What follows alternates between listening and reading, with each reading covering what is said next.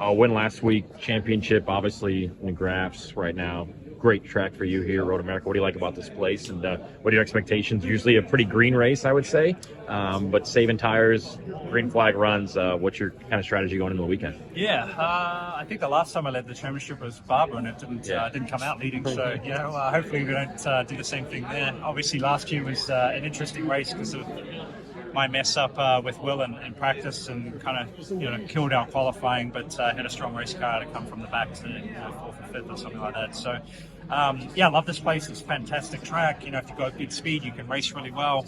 Tires, you never really know. I think even if you look at Detroit, we thought deg was not going to really be a problem, and then you had some cars that were plummeting within the first sort of 10 laps. So we'll keep an eye on that. I think there's tires maybe from 19 or 20 for the alternate, so that wasn't a particularly good tire for degradation. But that's great, it definitely spices it up and will make the racing interesting. So I guess, you always answer that with there's a lot of unknowns.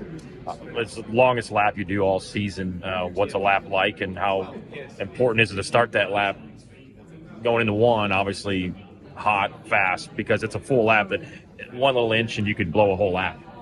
Yeah, well, it starts in 14, right? And unfortunately, if you screw 14 up, you got another 4 miles to wait before you can go again. And obviously in qualifying, you really only get a lap or two. So it's it's tough, but that's what's really fun too, is if you get it right. And then I think what is also very cool here is it's still old school American racetrack, where you've got the fine line of risk versus reward. It's very easy to mess it up. You got grass and then you got a wall. Yep.